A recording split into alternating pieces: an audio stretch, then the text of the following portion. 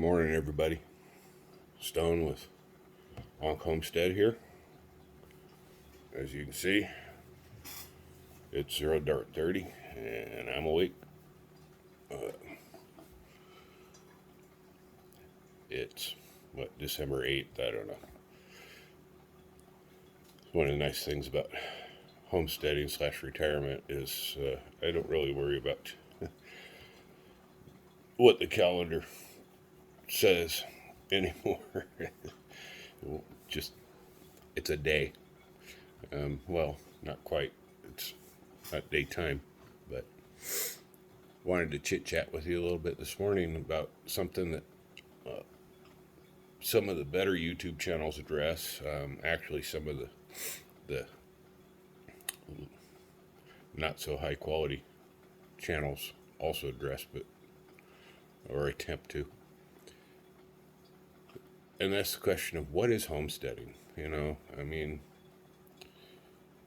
I can teach you what I do with the gardens and animals, infrastructure, food preservation, and all of these things. And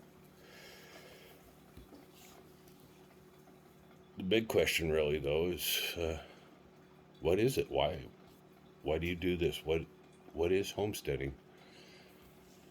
And I think everybody's going to have their own definition of it.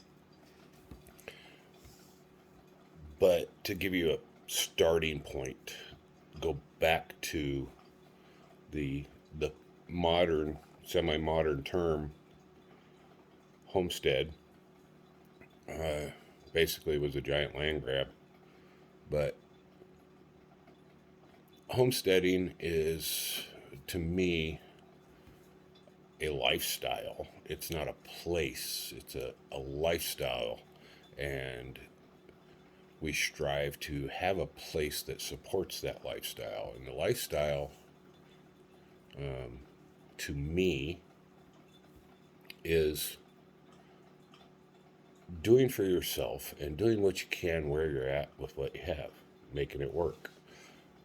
Self-sufficiency, and that's a term that's been thrown around a lot in the last couple decades. But what does it mean to be self-sufficient? Well, let's go back again to Maslow. Food, clothing, shelter, the basic needs of the human species. And providing that for yourself in such a way that it keeps you safe and secure. Hopefully, you can bump that up a little bit and keep yourself comfortable as well. There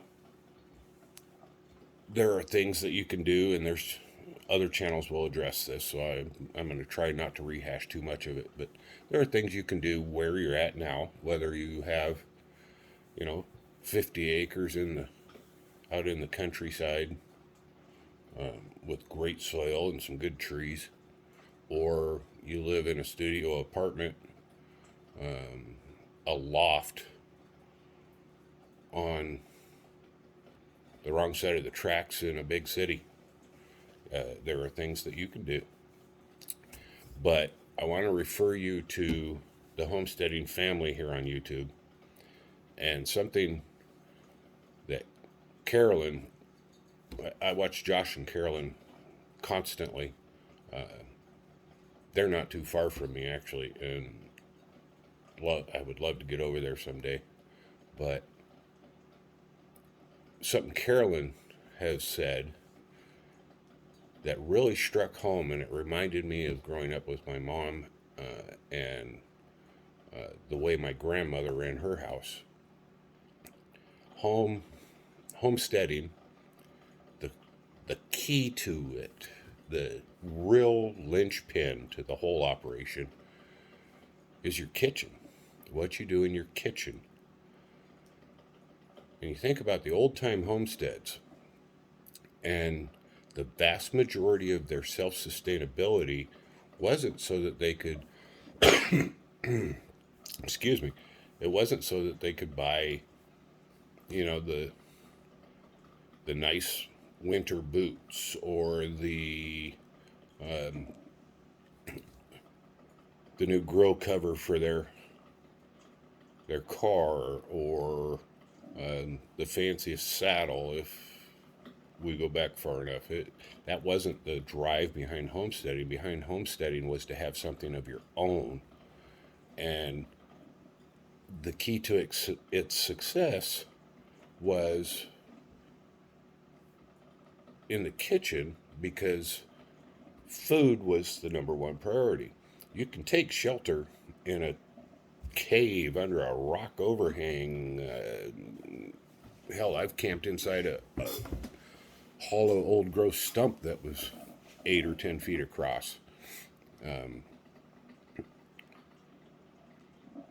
Shelter you can come by. Food is something else. Food, way back when, was a daily routine. That was your whole purpose for getting up and doing what you do, so that it will either immediately or eventually provide you with food. So we grow and manage animals and things like that. We forage, we hunt, we fish. This is what humankind does, so that we have food. Your body is an engine, and if you don't feed it, you're not going anywhere. And then the food preservation. Okay, so we learned agriculture 10, 12,000 years ago, developed systems for agriculture, I should say. We began to understand when the salmon runs, or when the best time is to harvest the wild meat, and we developed this into our agricultural techniques as routines. And how do you preserve that? Well, that happens in your kitchen, and then you have to be able to prepare it. So I think Carolyn over at Homesteading Family is absolutely right. The heart and soul of homesteading, the carburetor of the engine, if you will, is your kitchen. And one of the basic things that we've lost over the years, moving forward generationally, is the ability to cook. And before you young folks get all upset, if you can cook, great. You're ahead of the curve. But food has become such a convenience, at least here in Western society, that people have forgotten basic cooking skills. So, to me, homesteading is a lifestyle of self-sufficiency that, at its core, is providing the fuel for our human engine, our body, and that all happens in your kitchen. So if you want to start where you're at, learn basic cooking skills. Learn how to cook from scratch. The old red and white checkered Betty Crocker cookbooks, find you one of those and make some of your favorite recipes that you eat when you go out. Find those recipes in there and make them from scratch. Learn how to do that. Learn how to do the most basic things. Baking bread. Bread has been a key to the human diet for thousands of years. Learn how to make it from scratch.